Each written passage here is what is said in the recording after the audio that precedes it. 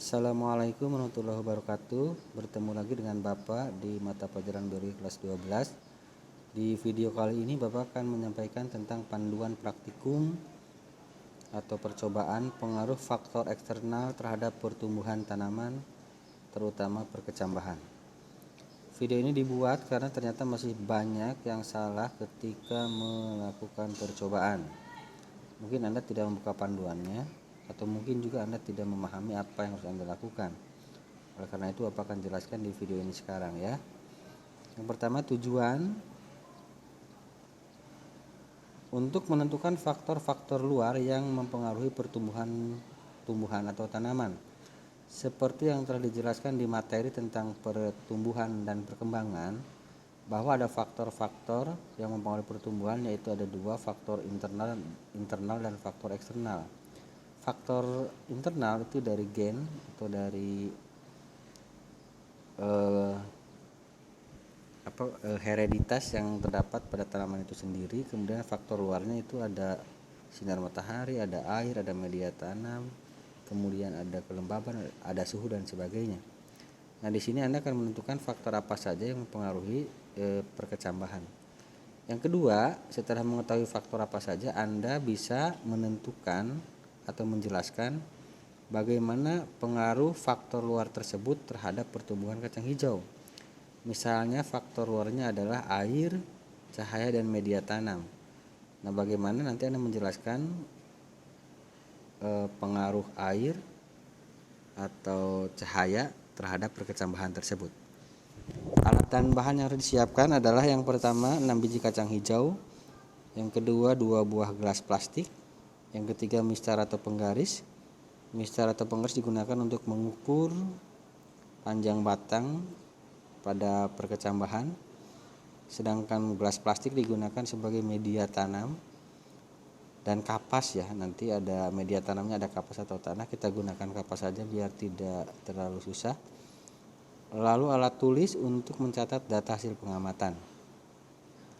Anda siapkan alat dan bahan ini, kemudian Anda foto sebagai dokumentasi Anda untuk bahan membuat laporannya nanti. Oke, lanjut ke langkah kerja. Yang pertama, persiapan alat dan bahan yang ada di atas tadi, kemudian pilihlah biji kacang hijau yang paling baik. Anda bisa merendam biji kacang hijau yang Anda beli, kemudian Anda tentukan yang paling baik itu yang tidak terapung ya. Kalau yang terapung itu enggak baik. Ambil saja hanya 6 biji, yang sisanya Anda boleh masak untuk membuat bubur kacang hijau. Rendam selama 2 jam. Kemudian masukkan kapas atau tanah ke dalam gelas plastik. Basahi kapas dengan air secukupnya. Kita sepakati saja kapas yang digunakan sebagai media tanam. Basahi kapas dengan air secukupnya. Bukan diguyur ditambahkan air yang banyak, bukan ya. Hanya dibasahi secukupnya. Masukkan biji kacang hijau yang telah direndam tadi ke dalam 2 gelas plastik, masing-masing 3 biji. Kapasnya jangan terlalu sedikit juga, nanti dia nggak akan sanggup untuk menahan akar yang tumbuh ketika kecambahannya mulai berkembang. Simpan gelas plastik satu di tempat terang terkena cahaya. Ini bisa di luar rumah, tapi hati-hati juga, bisa kena angin, bisa kena hewan peliharaan, bisa dimainkan oleh adik tetangga atau adik Anda, oleh saudara, atau bahkan mungkin bisa hilang. Di tempat terang tapi aman, begitu, terlindung.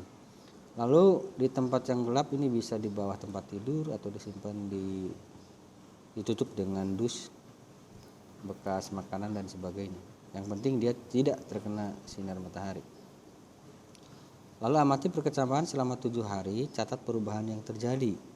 Yang Anda catat misalnya panjang batangnya ada berapa, Anda ukur menggunakan penggaris tadi, atau kalau susah bisa menggunakan benang terlebih dahulu. Kemudian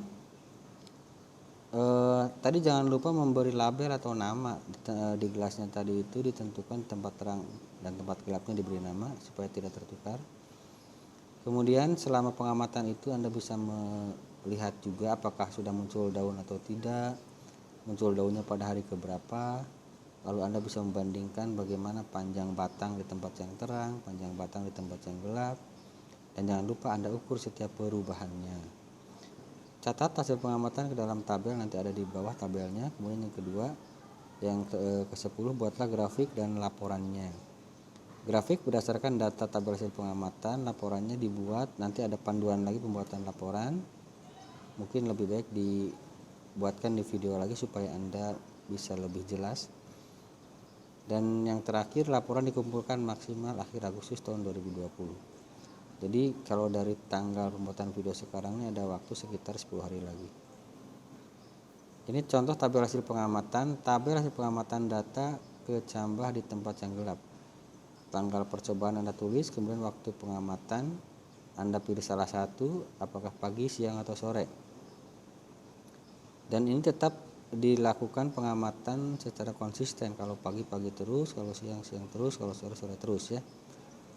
Jangan pilih tiga-tiganya pagi, siang, sore. Cukup satu kali.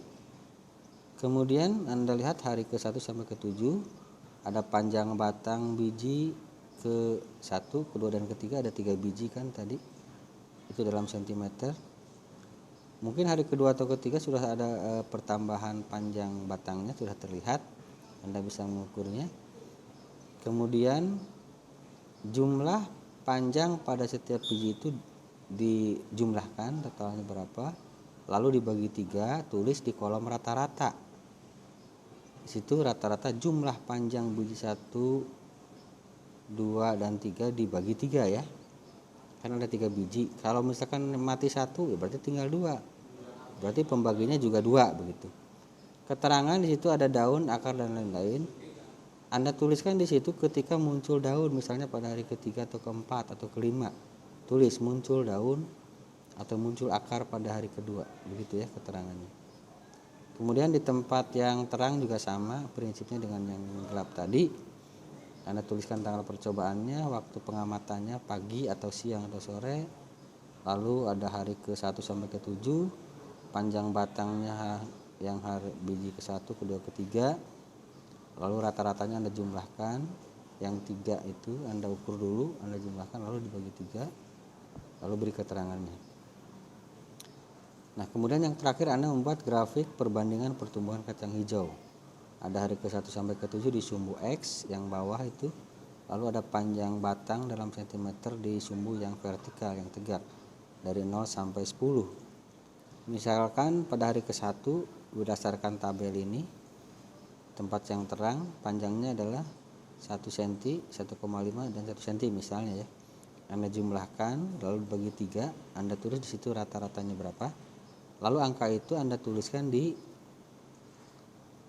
tabel di grafik yang vertikal, angka 0 sampai 10 tadi. Pada hari ke-1 dia rata-ratanya berapa, Anda buat titiknya lalu hubungkan. Hari ke-1 misalnya 1,5, Anda tandai di 1,5 itu, lalu kemudian tarik garis sampai hari ke-7. Demikian barangkali penjelasan tentang panduan percobaan perkecambahan. Mudah-mudahan Anda tidak salah lagi dan masih ada waktu sekitar 10 hari untuk melakukan percobaan. Kalau yang gagal misalnya nanti bisa mengulang lagi, karena Bapak pikir tidak terlalu banyak mengeluarkan biaya. Terima kasih, sampai bertemu di video berikutnya. Assalamualaikum warahmatullahi wabarakatuh.